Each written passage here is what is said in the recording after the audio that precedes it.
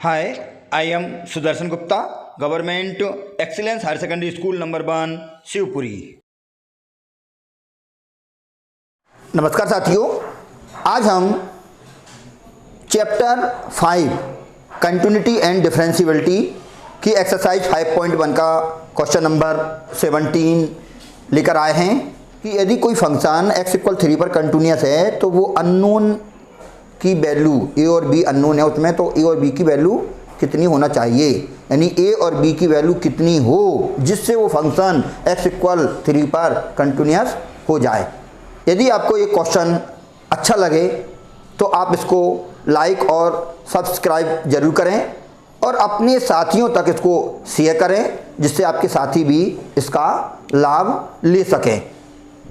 एक फंक्शन दिया है और पूछा गया है कि यदि ये फंक्शन x = 3 पर संतत है तो a और b का मान ज्ञात कीजिए, यानी a और b का मान कितना होगा जिससे ये फंक्शन x = 3 पर कंटिन्यूअस हो जाए।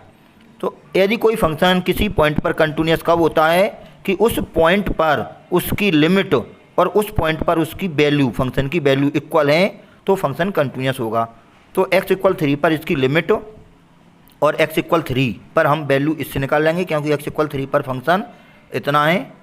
तो देखते हैं इन दोनों को बराबर करने पर a और b के मान कितने प्राप्त होते हैं।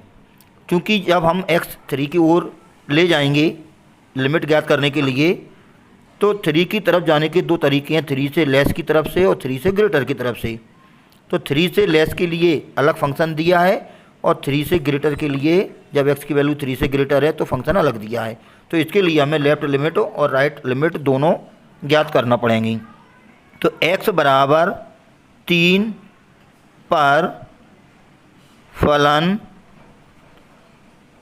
की वाम पक्ष सीमा, वाम पक्ष सीमा मतलब left hand limit, left hand limit at x = 3। ये पहला हमारा पॉइंट है। तो लिमिट x → 3, चूँकि लेफ्ट से है वाम पक्ष है तो इसको माइनस लगा के रिप्रेजेंट कर देते हैं और लिमिट x → 3, जब 3 की तरफ जाएंगे 3 से माइनस की तरफ से, क्योंकि हम इधर देखें ये 3 है तो हम इधर से जा रहे हैं, ये है लेफ्ट हैंड लिमिट यानी 3 के लेफ़्ट से, तो इधर 3 से कम वैल्यू है। तो हम फंक्शन में देखें जब x की वैल्यू 3 से कम है तो फंक्शन क्या है ax + 1। तो यहाँ पर फंक्शन आएगा ax + 1।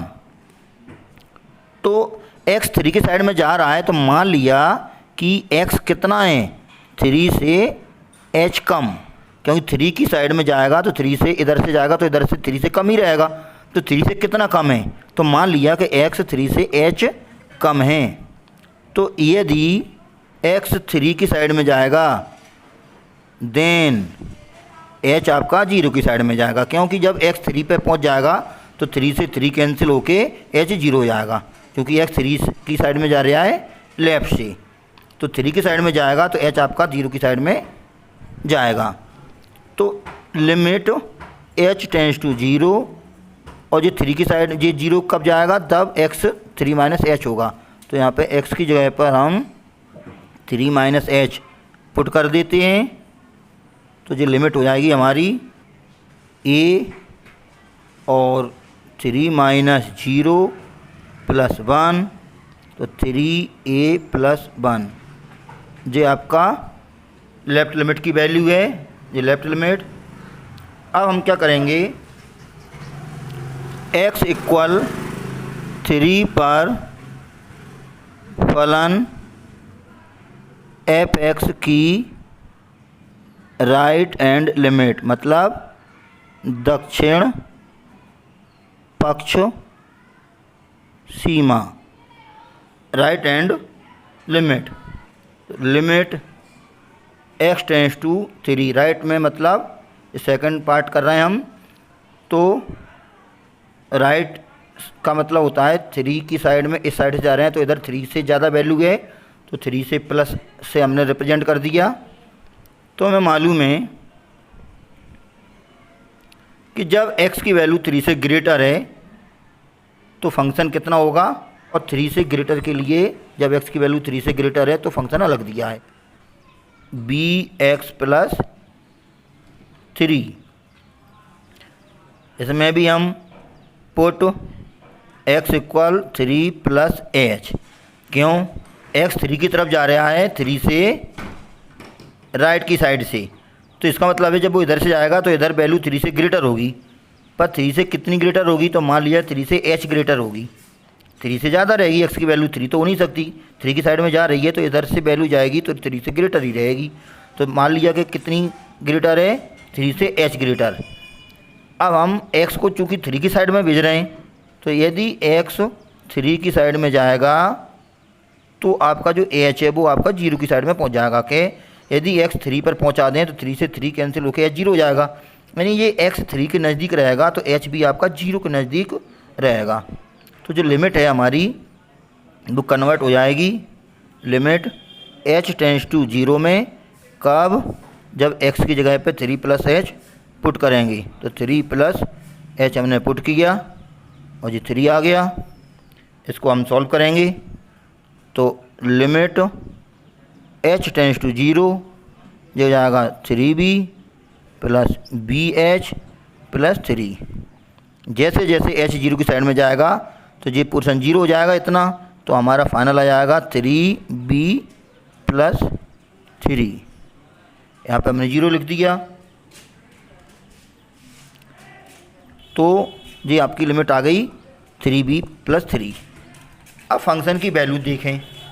अब x बराबर 3 पर फलन का मान, value of the function at x equal 3, x equal 3 पर फंक्शन की वैल्यू क्या होगी। तो ये थर्ड पार्ट हम कर रहे हैं। तो फंक्शन x इक्वल 3 पर डिफाइन कितना है, ये है x इक्वल 3। तो x इक्वल जब 3 है तो फंक्शन इतना है ax प्लस 1, तो f(x) कितना है ax प्लस 1। तो जब अपन x की जगह पर 3 करेंगे तो f3 कितना हो जाएगा 3a plus 1।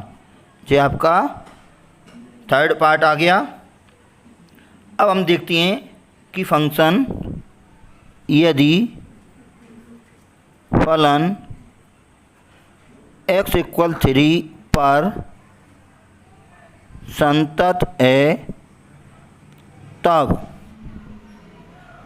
Limit x tends to 3 minus limit x tends to 3 plus और f3, यानी तीनों value left limit, right limit और फंक्शन की वैल्यू इक्वल होना चाहिए।